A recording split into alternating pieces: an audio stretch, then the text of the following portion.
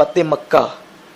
جب جب بھی فتح مکہ کا ذکر ہوگا تو مسلمانوں کے سینے خوشیوں سے مسرور ہو جائیں گے, آنکھیں ٹھنڈی ہو جائے گی, اس لیے کہ مکہ مکرمہ سن 8 ہجری میں فتح ہوا, یعنی ٹھیک 8 سال پہلے دنیا نے اللہ کے محبوب پیغمبر کو اس طرح بھی دیکھا کہ حضور علیہ السلام بظاہر بے سر و سامانی میں مکہ چھوڑ دیتے ہیں, اور مکہ چھوڑ کر صرف ایک آدمی کو ساتھ لے کر میرے رسول مدینہ منورہ ہجرت کرتے ہیں. صرف 8 سال پہلے کی بات, 8 سال پہلے ایک اپنے ساتھی کو ساتھ لے کر میرے رسول مکے سے نکلتے ہیں. لیکن یہ اللہ کے نبی کا عزم تھا, غیب دانی تھی, کہ جب میرے رسول نے کعبہ شریف کا آخری طواف کیا تو فرمایا اے کعبہ تو مجھے بہت محبوب ہے, اگر میری قوم مجھے نہ نکالتی تو میں کبھی بھی تجھے چھوڑ کر نہ جاتا. اے کعبہ میں جا رہا ہوں لیکن انشاءاللہ بہت جلدی لوٹ کر آؤں گا. میرے رسول صلی اللہ علیہ وسلم نے کعبے سے یہ گفتگو کی, کلام کیا اور نکلے صدیق اکبر کے گھر آئے. آقائے کریم نے اپنے ایک ساتھی کے ساتھ ہجرت کی, غار ثور میں 3 دن تک قیام کیا. یہ داستان آپ جانتے ہیں. جب آقا مدینہ منورہ پہنچے اسلام کو بڑی فروغ نصیب ہوئی, ترقی نصیب ہوئی, بڑا فروغ نصیب ہوا, ترقی ملی, لیکن پھر بھی مکے والوں نے چین سے بیٹھنے نہیں دیا. جنگ پر جنگ مسلط کی. پہلی جنگ جنگ بدر, جنگ احد, جنگ خندق, بڑی بڑی جنگیں حضور پر مسلط کی.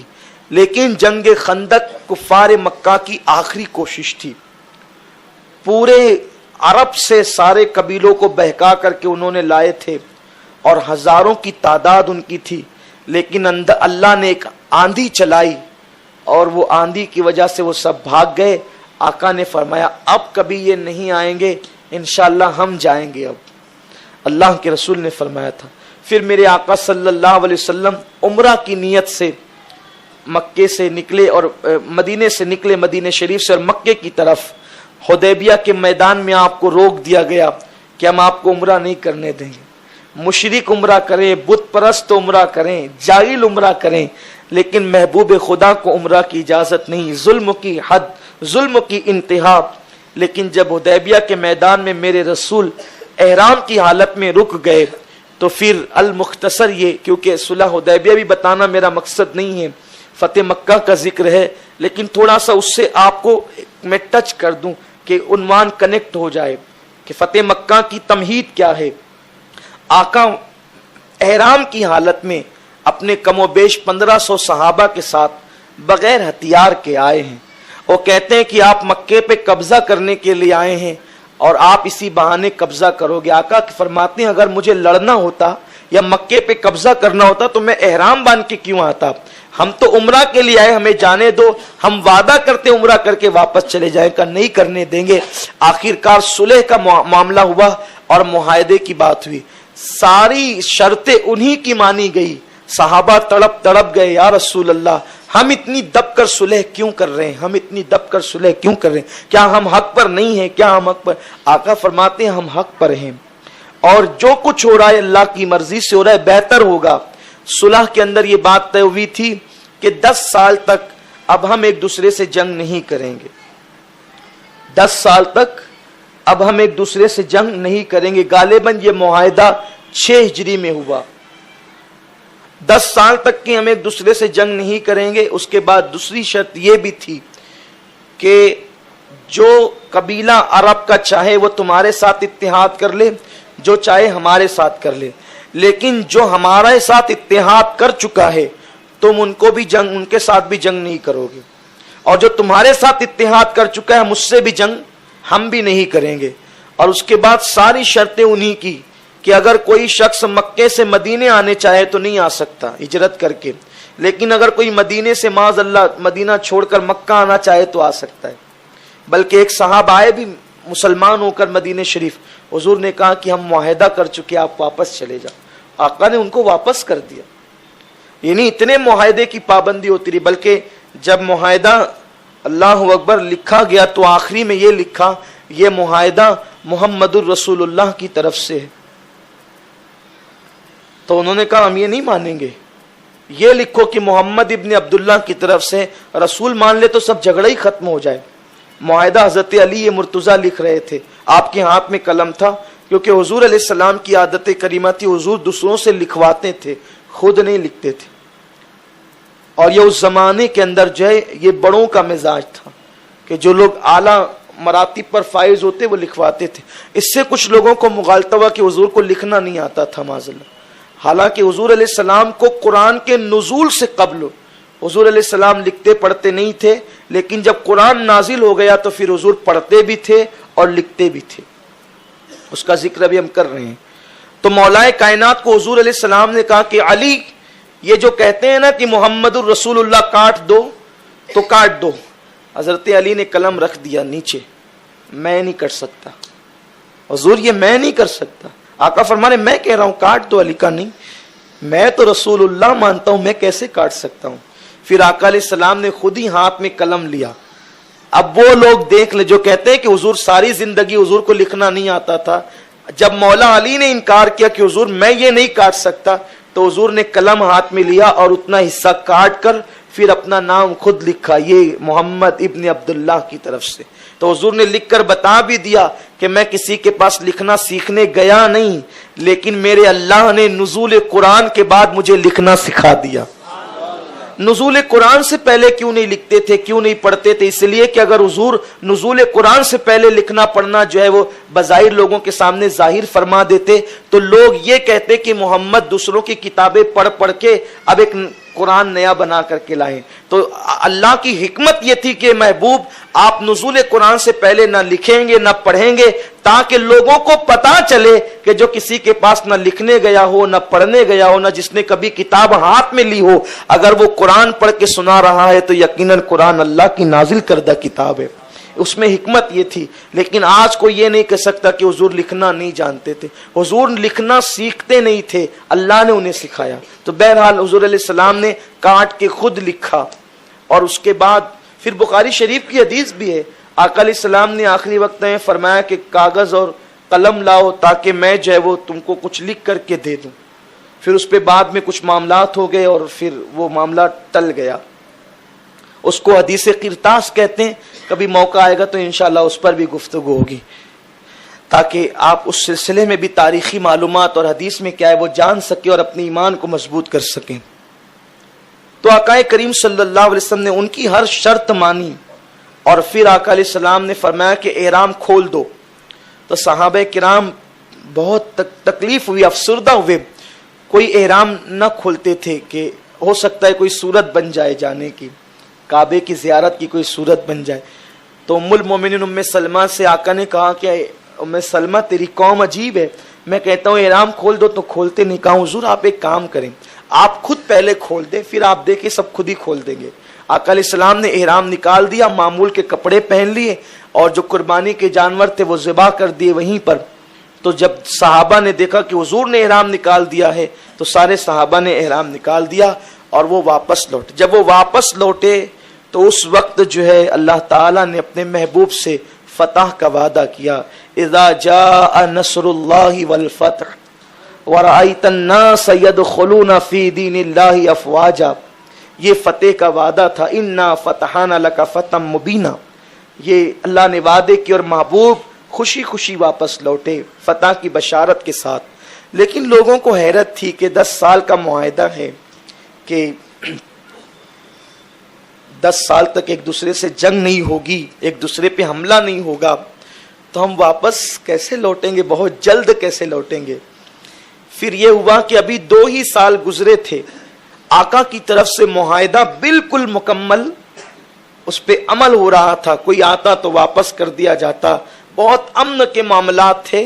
حضور علیہ السلام کے ساتھ جن لوگوں نے اتحاد کا وعدہ کیا تھا وہ بنو خزاعہ تھا، اور مکے کے کفاروں کے ساتھ جنہوں نے اتحاد کا معاہدہ کیا تھا وہ بنو بکر تھا۔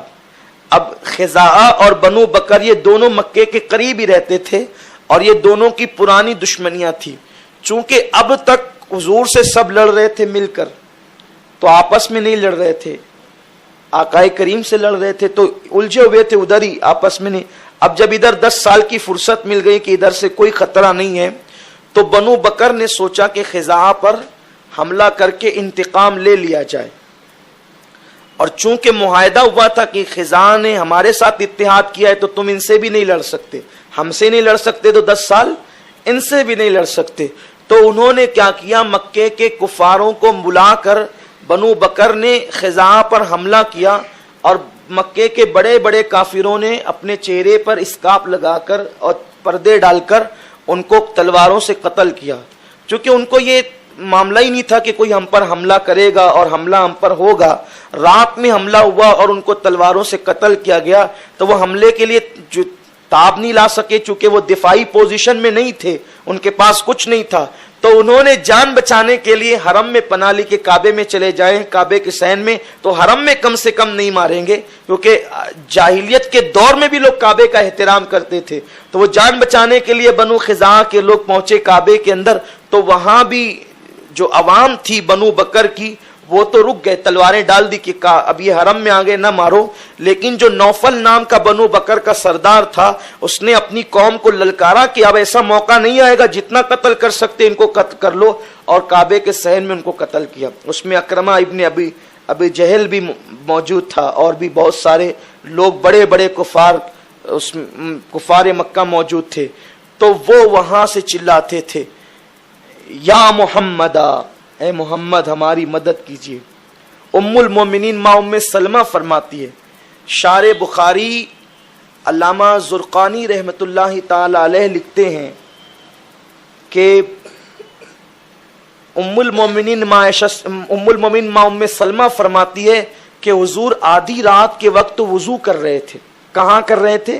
مدینہ منورہ میں وضو کر رہے تھے. دیکھ رہے ہیں یہ شارح بخاری کی روایت میں بیان کر رہا ہوں، توجہ فرمائیں اور ایمان تازہ ہوگا. اچھا، بنو خزاعہ بھی کافر تھے، لیکن چونکہ حضور سے اتحاد ہو گیا تھا، وہ مومن ابھی انہوں نے ان کے پورے قافلے نے قبیلے نے کلمہ نہیں پڑھا تھا. تو حضور وضو فرما رہے تھے آدھی رات کو، اور وضو کرتے وقت حضور نے اچانک کہا لبیک لبیک لبیک نصرتا نصرتا نصرتا.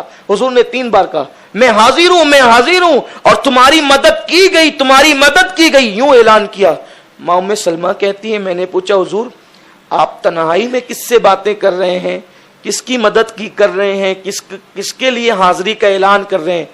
ابھی کوئی تار کا سسٹم نہیں ہے، کوئی موبائل کا سسٹم نہیں ہے، کوئی فون کا سسٹم نہیں ہے. مکہ مکرمہ سے مدینہ منورہ کا فاصلہ 450 کلومیٹر کا ہے. ادھر وہ حادثہ ہو رہا ہے. ام سلمہ ماں پوچھتی ہے کہ حضور آپ کس کو مدد کے لیے آواز دے رہے ہیں کہ میں حاضر ہوں حاضر ہوں؟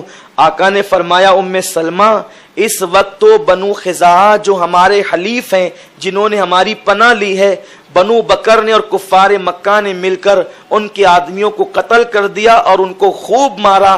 تو جب وہ مار کھا رہے تھے تو مجھے مدد کے لیے پکار رہے تھے، تو میں ان کی مدد پر ان کی دھاڑس بندھا کر یہاں سے آواز دے رہا تھا. اب آپ مجھے بتائیں نا کہ اگر کافر مکے سے مدد کے لیے پکارے تو میرا نبی مدینے میں بیٹھ کر لبیک لبیک کہتا ہے. اگر مالیگاؤں سے مومن اغیثنی یا رسول اللہ پکارے تو کیا مدینے سے میرے مصطفیٰ کی مدد نہیں آئے گی؟ یہ میں حدیث پیش کر رہا ہوں، حدیث پیش کر رہا ہوں. حضور نے لبیک لبیک کہا، میں حاضر ہوں کہا، اور نصرت کی بشارت بھی دی. اور اس کے بعد ابھی یہ بات حضور اور ام سلمہ تک تھی. 3-4 دن کے بعد وہ جو بنو خزاعہ کا قافلہ تھا وہ واپس حضور کی بارگاہ میں آیا. حضور فجر کی نماز کے لیے گئے تھے اور انہوں نے ساری داستان غم سنا دی. 13 لوگوں کو قتل کر دیا گیا تھا، وہ بھی کعبہ شریف کے صحن میں. آقا علیہ السلام نے فرمایا کہ تم جاؤ، میں تمہاری ضرور مدد کروں گا انشاءاللہ. اور اس کے بعد پھر وہ گئے تو آقا کریم صلی اللہ علیہ وسلم، دیکھیں انداز دیکھیں میرے رسول کا، چونکہ مکے والوں سے معاہدہ تھا انہوں نے توڑ دیا. تب آقا کریم صلی اللہ علیہ وسلم نے لکھا 3 شرطیں. نمبر 1 کہ جتنے لوگوں کو تم نے قتل کیا ہے، چونکہ مل کر کے تم نے قتل کیا ہے، تو تم نے جتنے لوگوں نے مل کر کے قتل کیا ہے، جتنے لوگوں کا، وہ سب کا خون بہا ادا کرو. ان کی دیت تمہیں دینی ہوگی، اس کا جرمانہ تم کو دینا ہوگا، جو بھی طے ہوگا وہ. اگر یہ نہیں کرتے تو دوسری شرط یہ ہے کہ تم یہ اعلان کر دو کہ ہم نے بنو بکر کو اپنا دوست تو نہیں رکھا، ہم ان سے الگ ہوئے، ان کو الگ کر دیا. پھر بنو بکر کو نپٹنا ہمارا کام ہے، کیونکہ اس نے ہمارے دوستوں سے، حلیفوں سے غداری کی ہے. تو تم اعلان کر دو کہ بنو بکر کے ساتھ ہمارا کوئی تعلق نہیں. اگر یہ دوسری شرط بھی نہیں مانتے تو تیسری پھر شرط یہ ہے کہ تمہارا اور ہمارا جو 10 سال کا معاہدہ ہوا تھا وہ ختم. تینوں میں کیا منظور ہے؟ تو ایک کھڑا ہوا اور اس نے کہا کہ محمد سے جا کے کہہ دو کہ معاہدہ ٹوٹ گیا. 10 سال کا جو معاہدہ ہوا تھا وہ 2 سال میں ہی ٹوٹ گیا. قاصد خبر لے کر کے چلا. اب قاصد کے جانے پر ان کے کچھ لوگ، دیکھو ہر طبقے میں، ہر قوم کے اندر کچھ لوگ ایسے ہوتے ہیں جو بہت ذہین ہوتے ہیں. تو کچھ جو ذہین لوگ تھے، سنجیدہ لوگ، انہوں نے کہا تم نے بہت برا کیا، معاہدہ توڑ کر تم نے بہت بری بات کی. اب دیکھنا محمد تمہیں چھوڑیں گے نہیں، کیونکہ تم نے جو ہے وہ ان کے حلیف قبیلے پر حملہ کیا. تو انہی دنوں ابو سفیان ابن حرب، یا ابو سفیان ابن حرب کون ہے؟ وہی جس کی وجہ سے بدر کی جنگ ہوئی، احد کی کے معاملات میں آگے رہا، مکے کا سردار تھا. اس کی بیوی ہندا تھی، یعنی یہ حضرت امیر معاویہ کے باپ ہوتے ہیں. بعد میں انہوں نے بھی اسلام قبول کیا. تو جب اسلام قبول کرنے کے بعد کی داستان بیان کی جاتی ہے تو ان کو رضی اللہ عنہ کہتے ہیں. اس سے پہلے جب داستان بیان ہوتی ہے تو احتیاطاً اسی لہجے میں گفتگو، اسی انداز میں کرتے ہیں، لیکن اس میں بھی ادب کا پہلو ملحوظ رکھتے ہیں. تو ابو سفیان بن حرب کی بیوی ہندا نے خواب دیکھا کہ میں نے خون کی ایک نہر دیکھی اور اس کے بعد وہ خون کی نہر غائب ہو گئی، اور انہی دنوں یہ واقعہ پیش آیا. تو سب لوگ ڈرے سہمے تھے. تو کہا کہ ابو سفیان تو جلدی سے جا اور کسی بھی طرح سے تو محمد کو دوبارہ صلح کے لیے، کہ وہ جو صلح حدیبیہ تھی ہم اس کی تجدید کرتے ہیں، معاہدے کی، ہم اس کے لیے تیار ہیں، آپ جو کہیں گے کرنے تیار ہیں. چونکہ یہ صلح کا فائدہ 2 سالوں میں یہ ہوا کہ مسلمانوں کو جو ریاست تھی، اسلامی ریاست مدینہ منورہ، اس میں مستحکم اور مضبوط ہونے کا موقع ملا. کفاروں کو بھی بہت نزدیک سے مذہب کو سمجھنے کا، اسلام کو دیکھنے کا موقع ملا. لوگ تیزی سے مسلمان ہوتے گئے. اس 2 سال میں بھی بہت بڑا فائدہ ہوا. تو پھر بہرحال یہ ہوا، دیکھو اللہ جو کرتا ہے بہتر کرتا ہے. اگر وہ معاہدے تک کا یہ نہیں ٹوٹتا نا تو حضور علیہ السلام تو اسی معاہدے میں پردہ فرما جاتے. کیونکہ 6 سے لے کے 10 تک اگر معاہدہ قائم رہتا تو کب تک رہتا؟ 26 تک قائم رہتا، یا 16 تک قائم رہتا. اور 11 میں تو آقا علیہ السلام پردہ فرما گئے. لیکن اللہ کو کچھ اور منظور تھا. اللہ کے ہر کام میں حکمت ہے. شر وہ آتا ہے کہ جس میں خیر کا پہلو ہوتا ہے. تو ابو سفیان جتنی تیزی سے ہو سکے وہاں پہنچے، اور وہاں پہنچنے کے بعد انہوں نے سیدھا حضور کی بارگاہ میں کہا کہ میں اس لیے آیا ہوں کہ میں معاہدے کی تجدید کروں. آقا نے کوئی جواب نہیں دیا. آقا علیہ السلام ناراض تھے، جلال میں تھے. ابو سفیان سے کوئی بات نہیں کی. جب ابو سفیان سے کوئی بات نہیں کی تو ابو سفیان کے پرانے مکہ مکرمہ سے تعلقات تھے، کیونکہ ایک ہی وطن کے سب لوگ تھے اور رشتہ داریاں بھی تھی.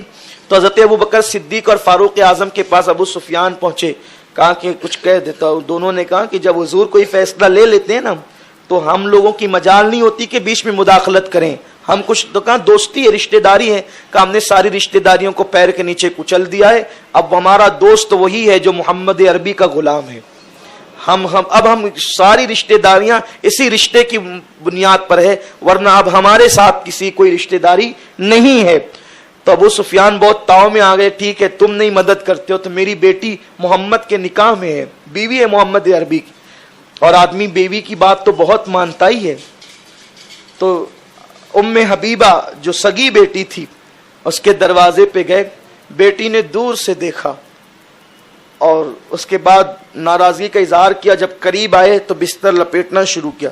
کہا بیٹی پہچانا نہیں، میں ابو سفیان ہوں. شاید بہت دنوں کے بعد دیکھا اس لیے پہچان نہیں پا رہی ہو. بستر مہمان آنے پر بچھایا جاتا ہے، لپیٹا نہیں جاتا. کہ ابو سفیان میرے نبی کا پاک بستر ہے، تو ناپاک ہے. اور سن، میرے نبی کے پاک بستر پر تو بیٹھنے کے قابل نہیں ہے. تو کہا بیٹی تو ایسا کہتی؟ کہا ہاں، سارے رشتے محمد کی بنیاد پر ہے، مصطفیٰ کی بنیاد پر ہے. پدر مادر برادر جان و مال ان پر فدا کر دے، سب فدا کر دیا ہے. ابو سفیان جب وہاں نہیں بنی تو وہاں سے نکلے. ایک آخری چوکھٹ تھی جسے علی کی چوکھٹ کہا جاتا ہے، سیدہ فاطمہ کی چوکھٹ. وہاں آئے، مولا علی سے سیدہ فاطمہ سے کہا کہ تم لوگ کچھ کرو، تمہاری بہت سنی جاتی ہے۔ مولا علی نے کہا کہ ہم کچھ نہیں کر سکتے، حضور نے جو فیصلہ لے لیا ہم کچھ نہیں کر سکتے، آقا کے فیصلے پر کوئی آگے نہیں جا سکتا۔ تو امام حسن 5 سال کے غالباً تھے، سامنے بیٹھے ہوئے تھے۔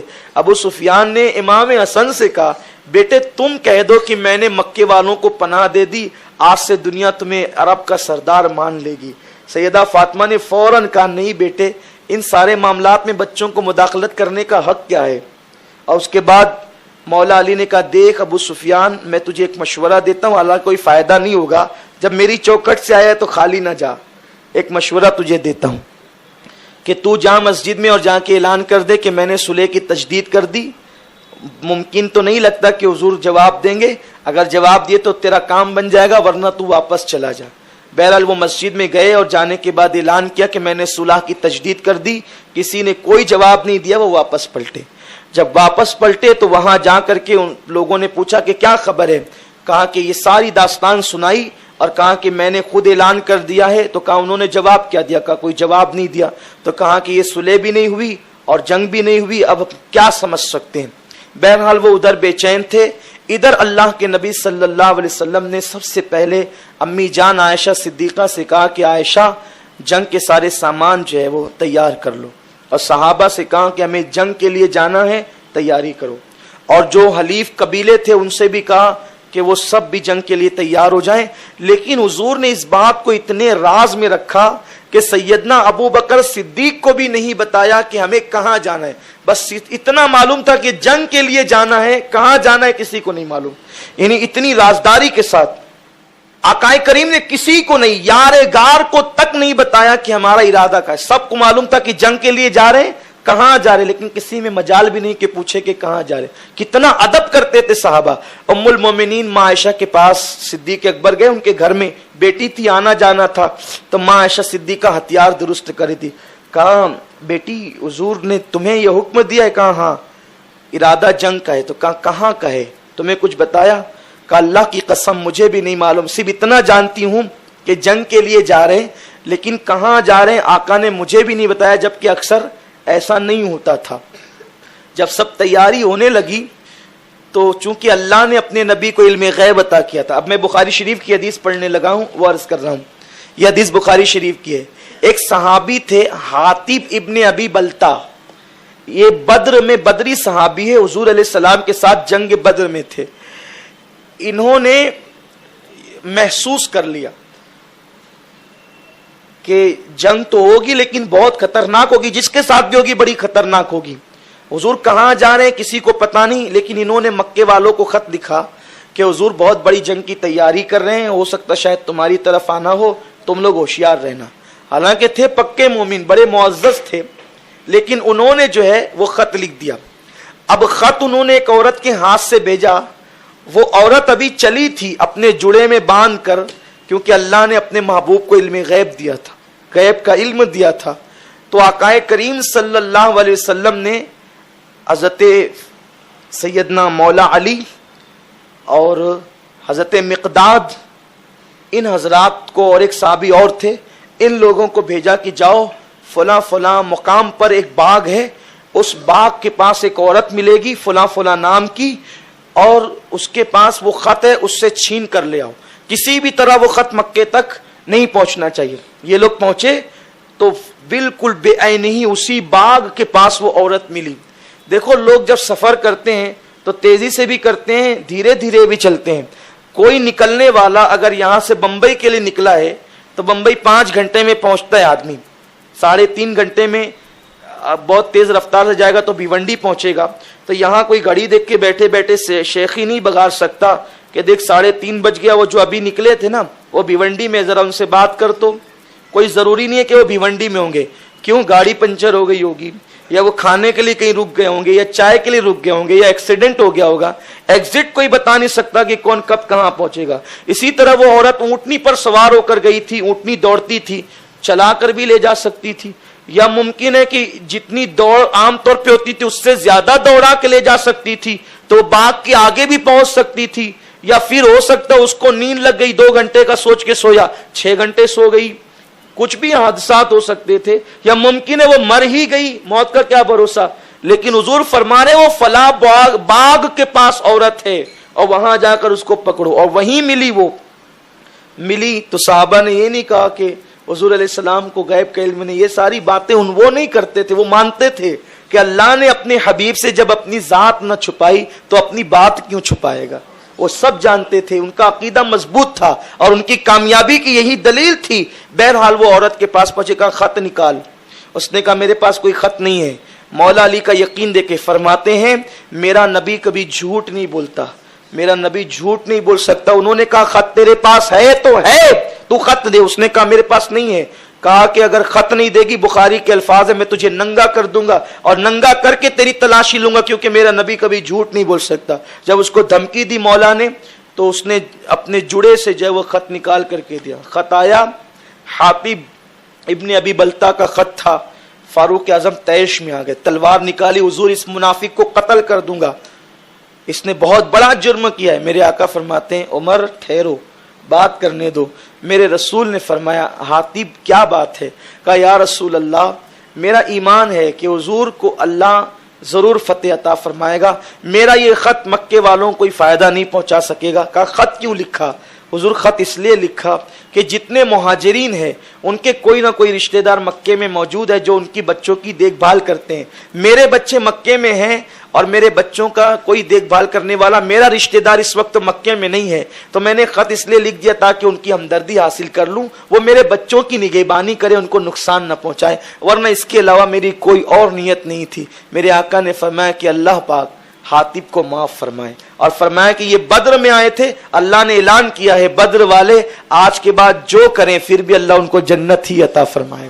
یہ حضور کا انداز تھا۔ المختصر یہ کہ حضور علیہ السلام 10ویں روزے کو پھر نکلے ہیں مکہ کی طرف، اور 10,000 صحابہ کو لے کر نکلے ہیں۔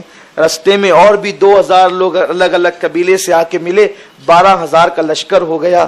دنیا کو اللہ نے دکھا دیا یہ نبی جو ایک صحابی ابو بکر کو لے کر نکلے تھے، اب جا رہے ہیں تو فاتحانہ شان سے جا رہے ہیں۔ 10 سے 12,000 صحابہ کا لشکر ہیں، ہاتھوں میں چمکتی ہوئی تلواریں ہیں۔ اسلام کا معاملہ بالکل بدل گیا ہے، اب وہ ٹوٹی ہوئی تلواریں نہیں، اب وہ کھجور کی ٹہنیاں نہیں، اب بدن پر زرہ بھی ہے، سروں پر خود بھی ہے، ہاتھوں میں تلواریں بھی ہیں۔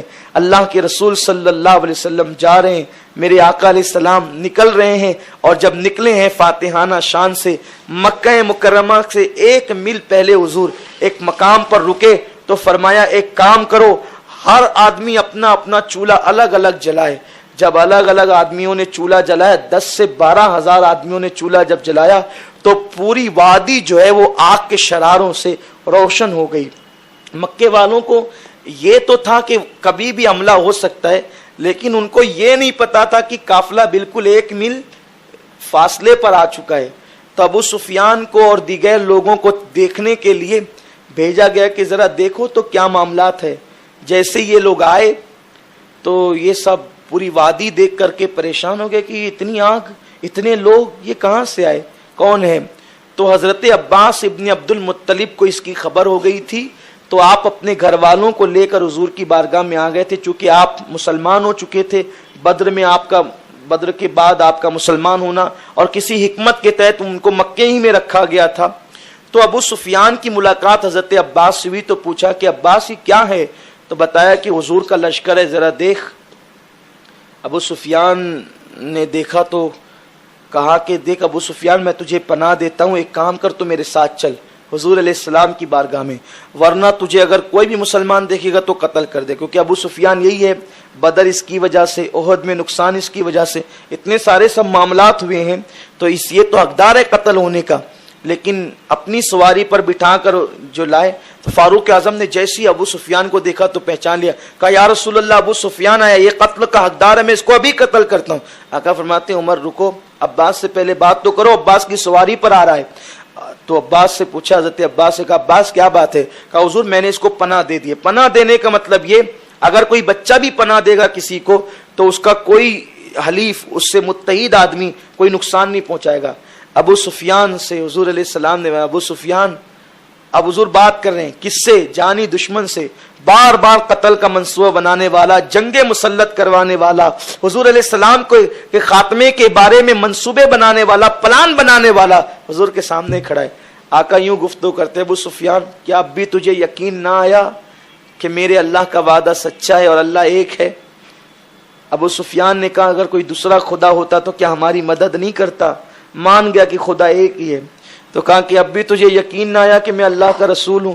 تب ابو سفیان کہتا ہے کچھ شک ہے مجھے، ابھی کچھ شک ہے۔ بھائیو بتاؤ کہ اگر کوئی آپ کی عظمت پر اس طریقے سے گفتگو آپ کے سامنے کرے جبکہ آپ سچے ہوں، آپ کا دل کیا کہے گا؟ لیکن یہ میرے نبی کا حلم ہے۔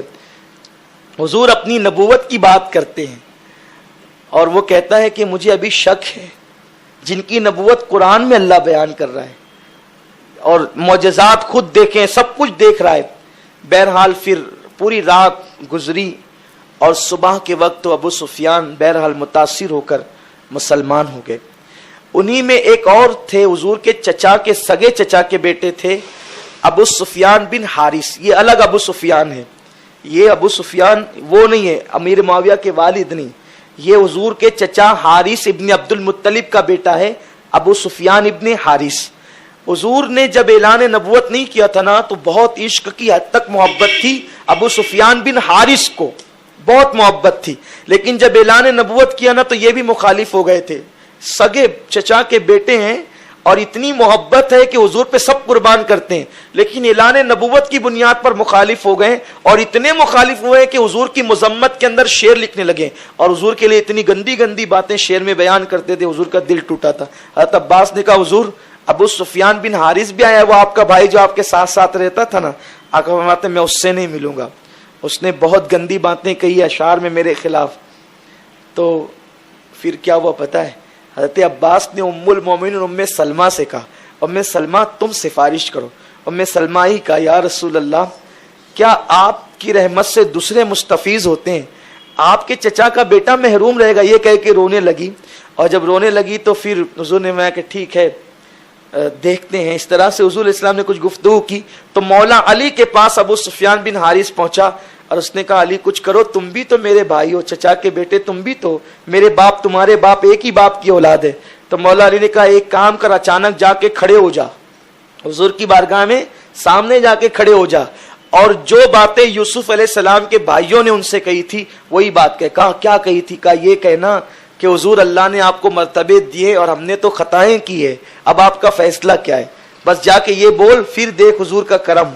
وہ بغیر کسی کی سفارش کے اب جا کے اچانک آ کر کھڑے ہو گئے۔ ابو سفیان بن حارث کہا کہ حضور اللہ نے آپ کو بڑی شانیں دی ہے اور ہم تو خطا کرنے والے، اب آپ کا فیصلہ کیا ہے؟ تو میرے آقا نے پھر وہی جواب دیا جو یوسف علیہ السلام نے اپنے بھائیوں کو دیا تھا، لا تثریب علیکم اليوم، آج تم پر کوئی مواخذہ نہیں، جاؤ میں نے تمہیں معاف کیا۔ اس کی آقا جو میں نے آپ کے خلاف لکھا ہے میں سب سے توبہ کرتا ہوں، رجوع کرتا ہوں اور اب آپ کی نعت لکھتا ہوں۔ پھر حضور کی شان میں خوب قصیدے لکھے، خوب شانیں لکھی حضور علیہ السلام کی۔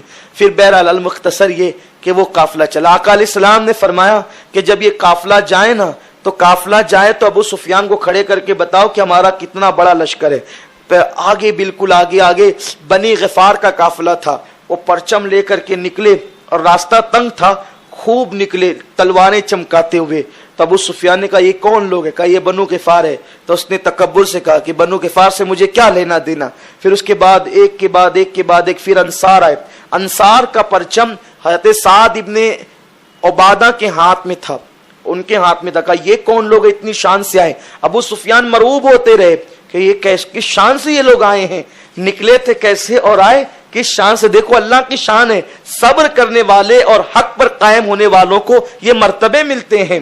تو ابو سفیان نے کہا کہ یہ کون ہے؟ کہا یہ انصار ہے۔ حضرت عباس نے بتایا یہ انصار ہے۔ تو جب انصار میں سے حضرت سعد نے دیکھا ابو سفیان کو تو کہا ابو سفیان خیر منا، الیوم یوم الملحمہ، یہ دن جو ہے نا بدلے کا دن ہے، بدلے کا دن، خون ریزی کا دن ہے یہ ابو سفیان تو کانپ گیا کیونکہ لشکر ہی ایسا تھا۔ تو پوچھا کہ محمد کہاں ہے؟ حضور بالکل آخری میں اپنے صحابہ کے ساتھ آ رہے تھے۔ جب حضور آئے تو ابو سفیان کی طرف دیکھا، ابو سفیان نے کہا اے محمد صلی اللہ علیہ وسلم، دیکھا سعد نے کیا کہا؟ حضور نے میں کیا کہا؟ کہا وہ کہتا ہے الیوم یوم الملحمہ، آج کا دن خون ریزی کا دن ہے اور کعبہ حلال ہو جائے گا۔ آقا فرماتے ہیں ابو سفیان سعد نے غلط کہا، آج کا دن جو ہے وہ بدلے کا اور خون ریزی کا دن نہیں ہے، الیوم یوم المرحمہ، آج رحم کا دن ہے اور آج معافی کا دن ہے۔ اور سعد نے جو غلط کہا اس کی سزا ہم اس کو یہ دیتے ہیں کہ اس کے ہاتھ سے اب پرچم لے لیں گے اور قیس ابن سعد جو ان کے سگے بیٹے ہیں انہی کے ہاتھ میں پرچم دے دیا جائے گا۔ تو سعد کے ہاتھوں سے اس جملے پر پرچم لے کر حضور نے ان کے بیٹے کے ہاتھ میں، دیکھیے سزا بھی کتنی پیاری دی، غیروں کے لیے اپنوں کو سزا دی تو بھی اپنائیت کے ساتھ دی، یعنی پرچم لے کر دوسرے کو نہیں دیا، خود کے ان کے بیٹے کو دے دیا تاکہ پرچم رہے ان کے گھر میں اور ان کو احساس بھی ہو جائے کہ اس طرح کی باتیں نہیں کرنا چاہیے۔ حضرت خالد بن ولید بھی ایک زمانہ تھا حضور کے خلاف میں احد میں لڑنے آئے تھے، بدر میں لڑنے آئے تھے، لیکن یہ آج حضور کے ساتھ ہیں۔ آقا فرماتے خالد جوانوں کا لشکر لو اور جو ہے جو چڑھائی کا علاقہ ہے نا اس طرف سے تم آنا، لیکن تلوار نہیں اٹھانا خالد، کسی پر تلوار نہیں اٹھانا، میری طرف سے تمہیں حکم ہے، کسی کو دیکھ کر جذباتی نہ ہو جانا۔ اور پھر میرے آقا علیہ السلام نے اعلان کیا جو دروازہ بند کر لے اس کو امان ہے، جو حرم میں آ جائے اس کو امان ہے، جو تلوار رکھ دے نہ لڑے اس کو امان ہے۔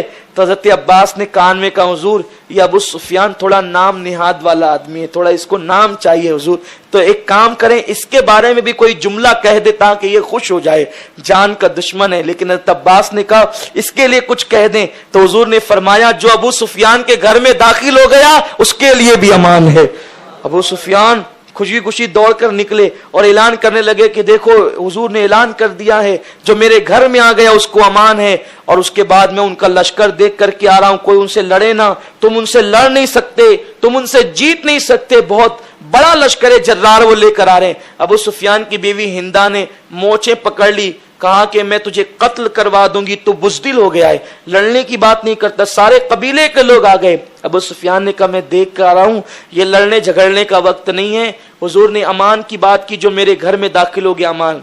کہا تیرے گھر میں سب تو نہیں آ سکتے، کہا جو کعبے میں حرم میں گیا اس کو بھی امان، تو کہا سب حرم میں بھی نہیں آ سکتے، کہا جو دروازے بند کر دے اس کو بھی امان، جو تلواریں رکھ دے اس کو بھی امان۔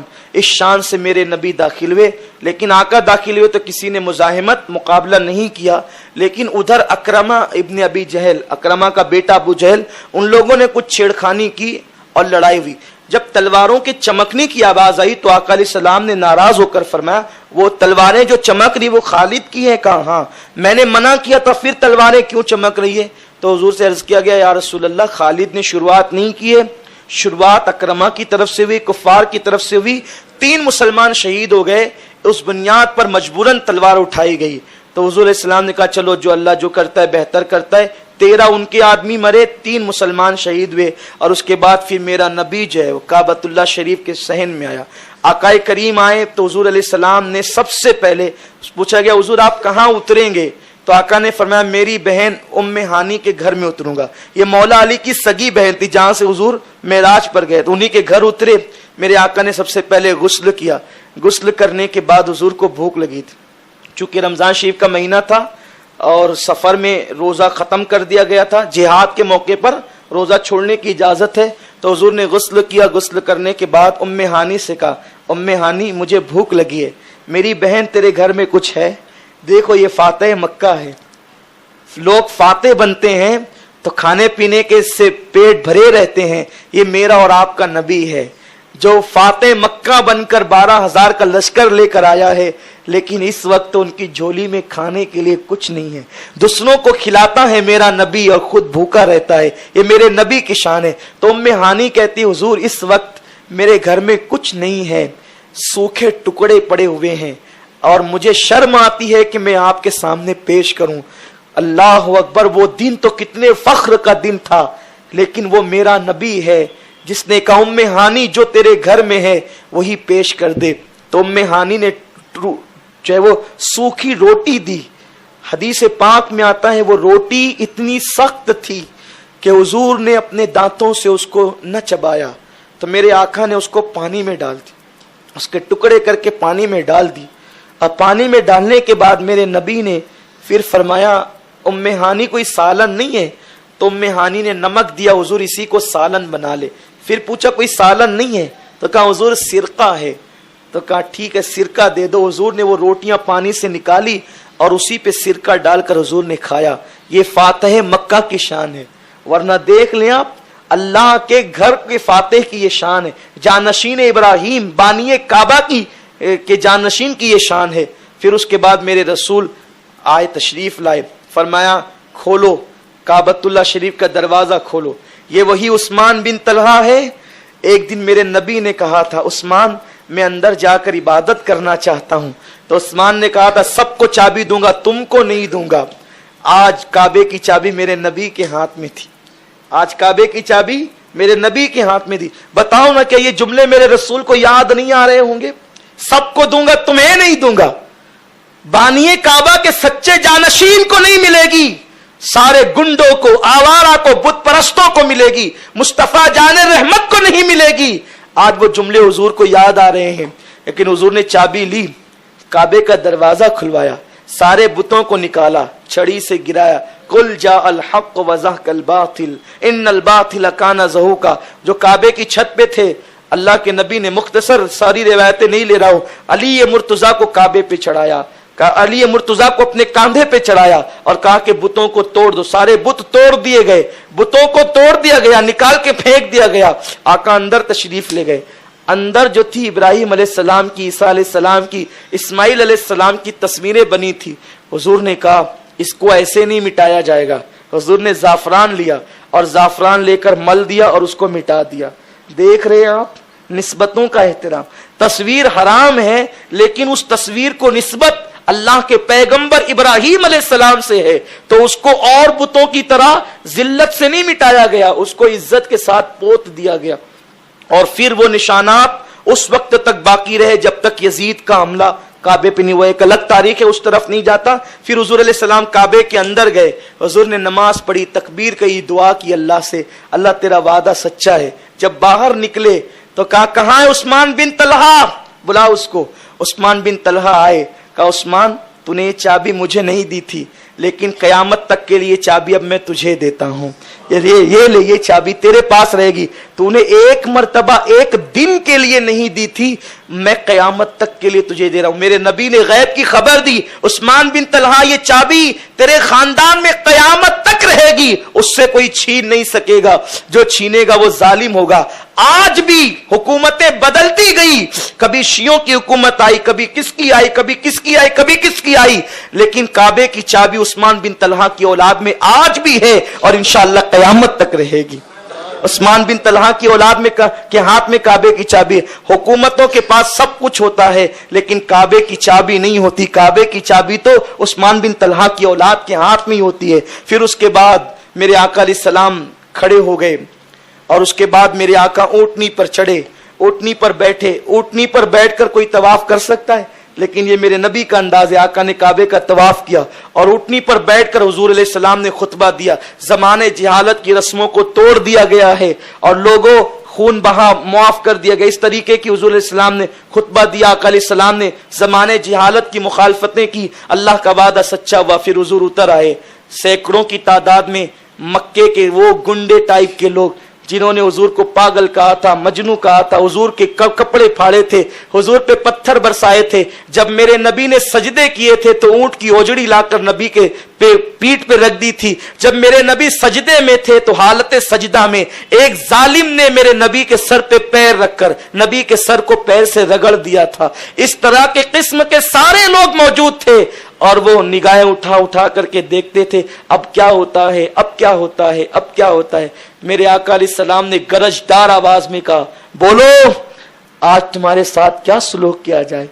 उन्होंने जवाब दिया, आप करीम इब्ने करीम है, आपसे करम की उम्मीद है।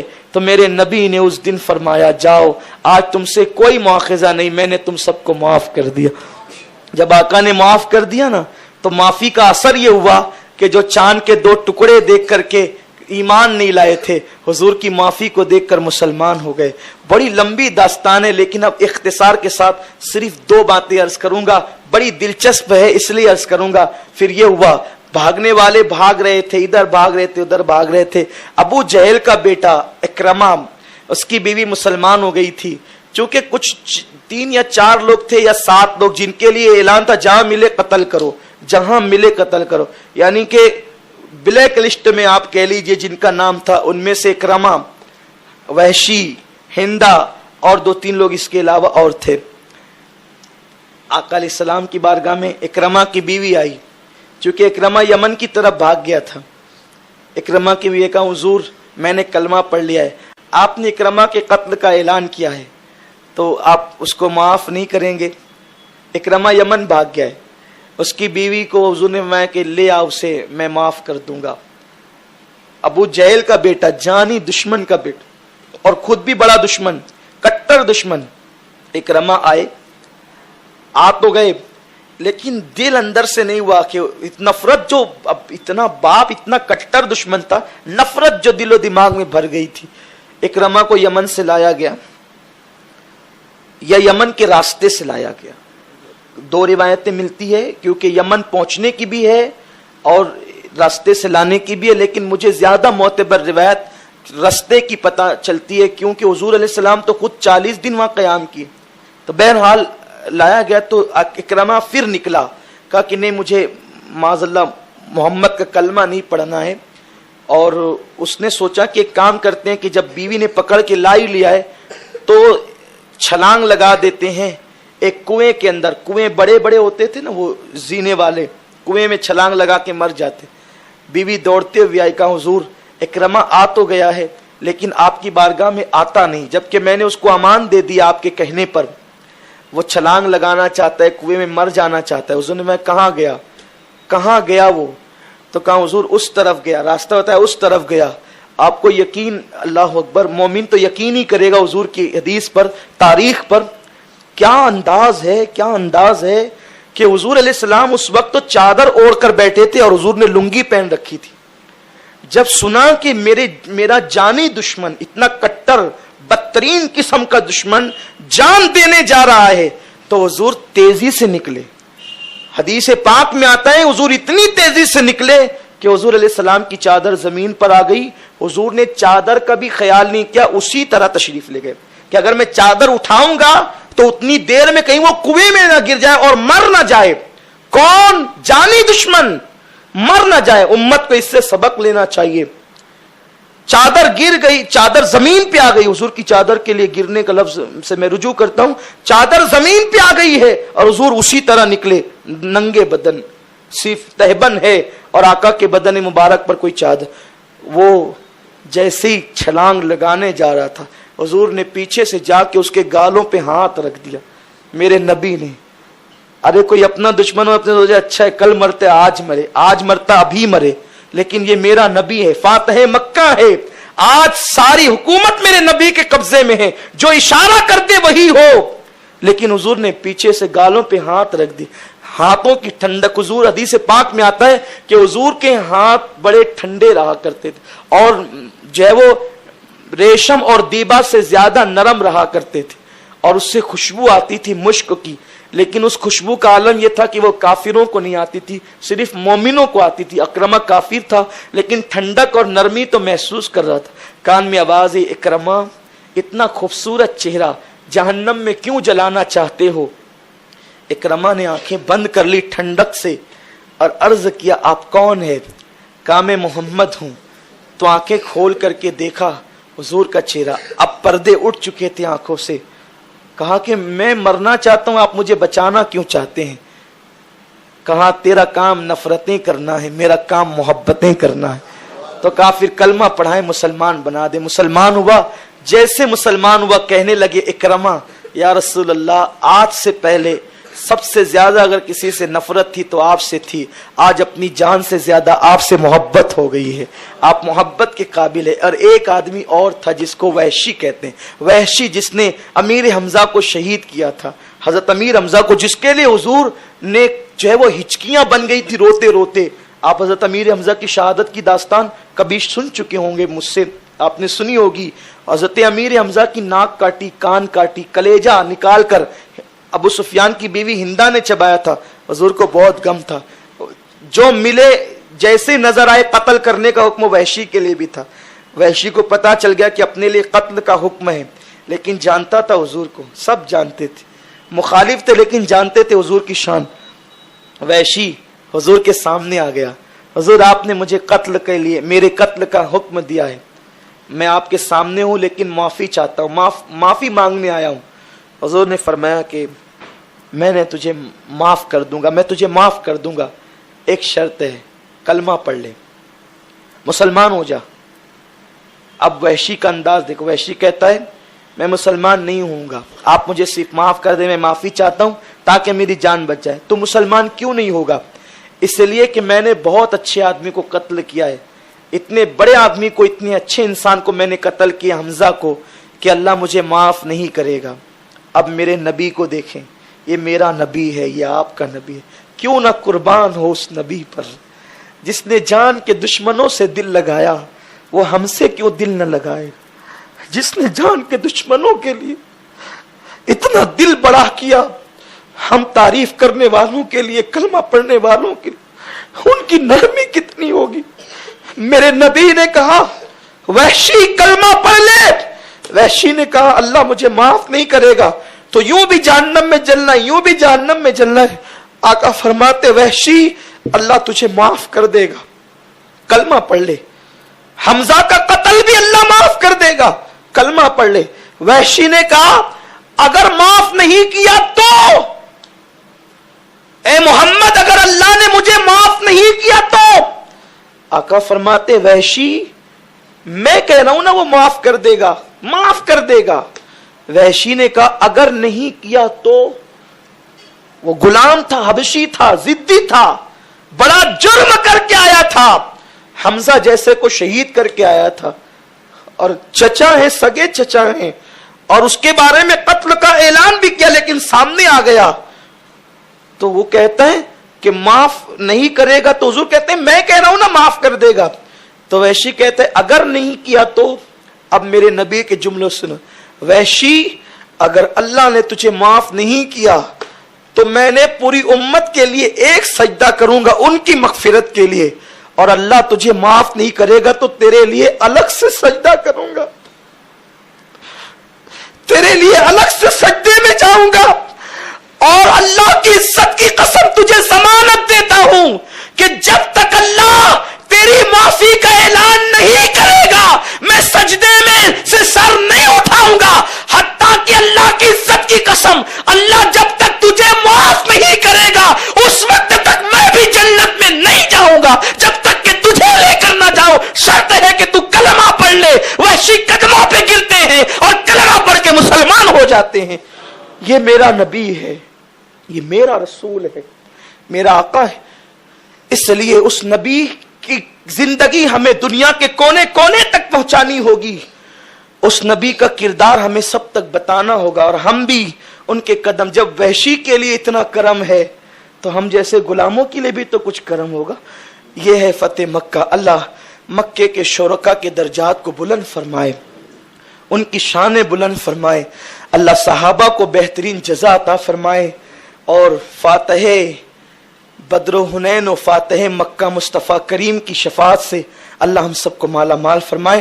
آج اسی فتح مکہ کا دن ہے۔